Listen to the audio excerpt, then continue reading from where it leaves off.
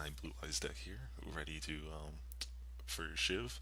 All cards that are you see here will be out in Shiv, and I am prepared.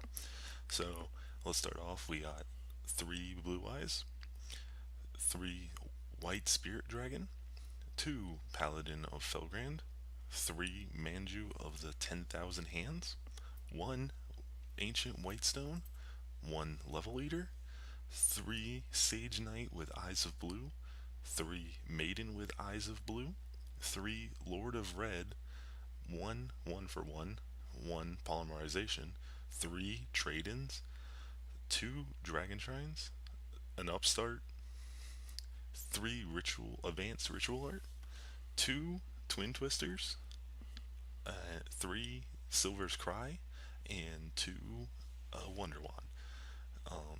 The main deck here, just pretty much get out as many blue eyes and focus.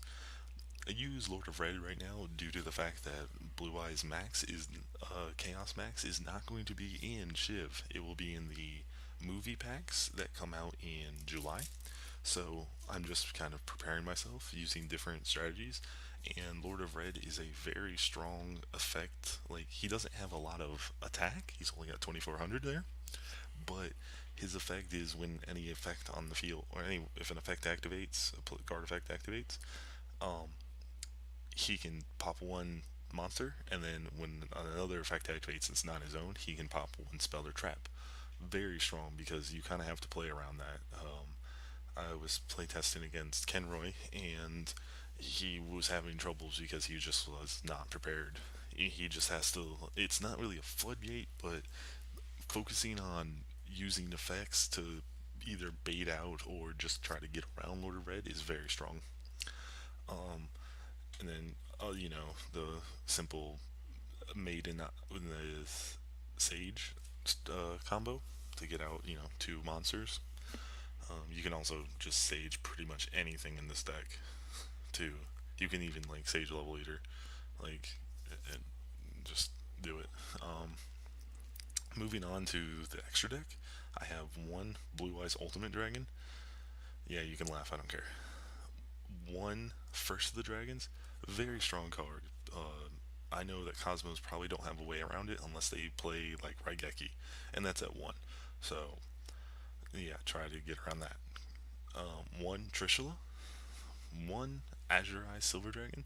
I really don't synchro into this because it requires one normal monster and one tuner. I usually just use Blue Eye Spear Dragon's effect to get him out, but nonetheless, it's still like a strong card. Moving on, we've got one Blue Eye Silver Dragon. Um, Very good to stop Draco Pals. Any pendulum really kind of just stops him right there in its tracks. One Mistworm. I don't really go into it, but I don't really know what else to put in. I'm not putting Giant Castle in. For extra deck monster for XYZ monsters, I have one Dante for extra deck reasons to win the Floating Ghost and Cherry Blossom hand trap comes out. When your opponent controls more monsters than you do, you can discard this card from your hand and reveal an extra deck monster, and then search your opponent's extra deck with monsters with the exact same name, and if you find them, banish all copies your opponent controls. So that's really it. One Giant Grinder. It's mainly I use it to overlay with Pain Gainer. Two Lancelots. Having just negates on anything is very strong, and also he can attack directly and then pop a monster. Very strong. One Felgrand, Divine Knight Felgrand. Two Harbinger, uh, hmm, Hope Harbinger Tachyon Dragon or Galaxy. God, his name is just way too much. It's a clusterfuck. Um, this is actually needs to be switched out for what is it?